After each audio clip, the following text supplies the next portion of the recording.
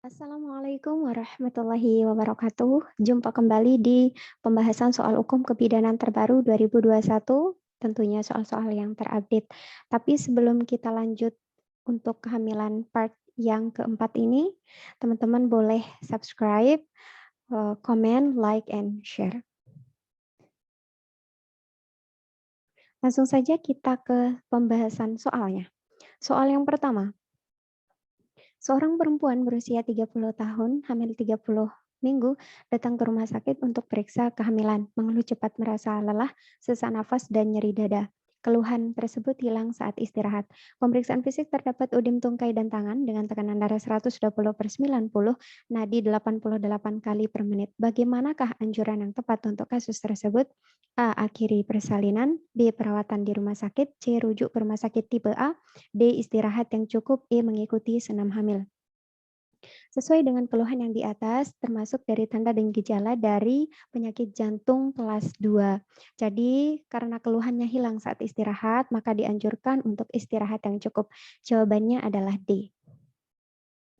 Secara teori, menurut Prawiro Harjo, klasifikasi penyakit jantung kelas 1 dan 2 dapat melalui kehamilannya dengan aman, sehingga dapat dilakukan perawatan di rumah dengan pemantauan yang baik selama gejalanya tidak berkembang ke kelas 3 dan 4. Menurut Manuaba, kehamilan dengan penyakit jantung kelas 1 dan 2 masih dapat diperkenankan untuk persalinan per vagina. Jadi jawabannya adalah D. Selanjutnya soal nomor 2. Seorang perempuan berusia 24 tahun, gravida 1 Partus 0 Abortus 0, usia kehamilan 34 minggu, datang ke bidan untuk melakukan pemeriksaan kehamilan. Hasil pemeriksaan ibu dan janin baik. Pertanyaannya, kapankah pasien tersebut harus melakukan kunjungan ulang? A. 1 minggu lagi, B. 2 minggu lagi, C. 3 minggu lagi, D. 4 minggu lagi, E. 6 minggu lagi. Di sini aku sudah buat pembahasannya. Tujuan dari kunjungan ulang kehamilan yaitu mendeteksi komplikasi dan mempersiapkan kelahiran, serta kegawat daruratan dengan jadwal kunjungan ulang. Menurut Waliani, usia kehamilan sampai 28 minggu itu setiap 4 minggu. Antara 28 hingga 36 minggu itu setiap 2 minggu. Antara 36 minggu sampai kelahiran itu setiap minggu. Jawabannya adalah B. Setiap 2 minggu, melakukan kunjungan 2 minggu lagi. Selanjutnya soal nomor 3. Seorang perempuan berusia 28 tahun, gravida 2 Partus 1 Abortus 0, datang ke bidan untuk melakukan pemeriksaan kehamilan. Keluhan yang dirasakan adalah sering kencing dan merasa tidak nyaman dengan kondisinya. Hasil pemeriksaannya, hamil 14 minggu dengan tekanan darah 120/70, nadi 80 kali per menit. Pertanyaannya, bagaimana cara mengatasi keluhan tersebut? Jadi keluhan ini biasanya terjadi di trimester pertama kehamilan. Pilihannya adalah A. Menghindari minuman yang dingin, B. Mengurangi minum, C. Memperbanyak minum hangat saat siang hari, D. Menghindari minum diuretik, E. Menghindari minum dingin saat pagi hari. Jadi berdasarkan keluhan atau ketidaknyamanan yang dialami oleh klien, itu di sini bidan itu menganjurkan pada ibu hamil untuk menghindari minum diuretik ya, seperti kopi, teh, kemudian minuman yang mengandung soda. Yuk kita lihat secara teorinya. Desakan rahim ke depan itu menyebabkan kandung kemih cepat terasa penuh.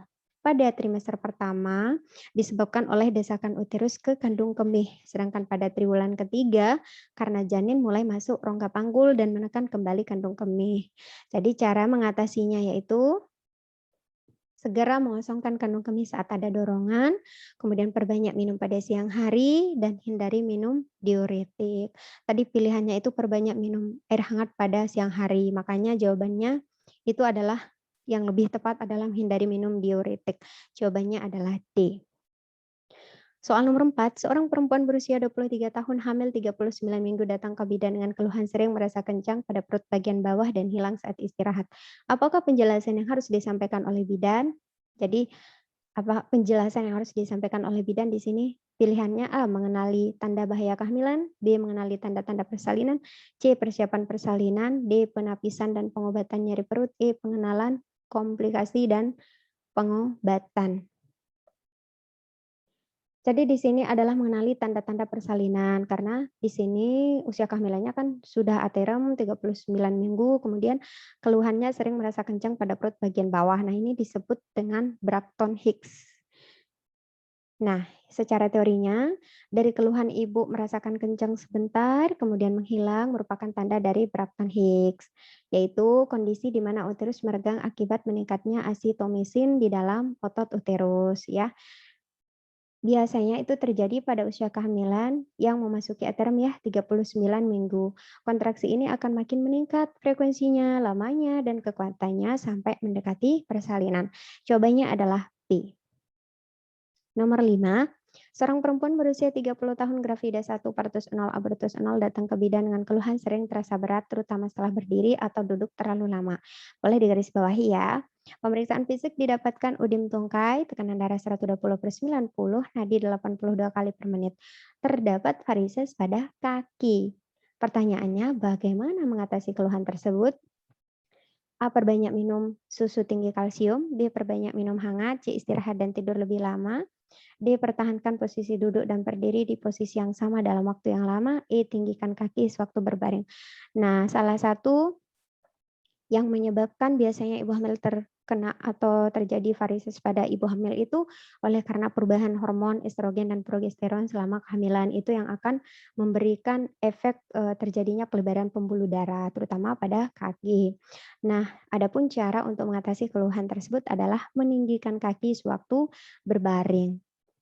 Nah, selain meninggikan kaki sewaktu berbaring, itu menjaga agar kaki tidak bersilangan, termasuk juga cara mengatasinya.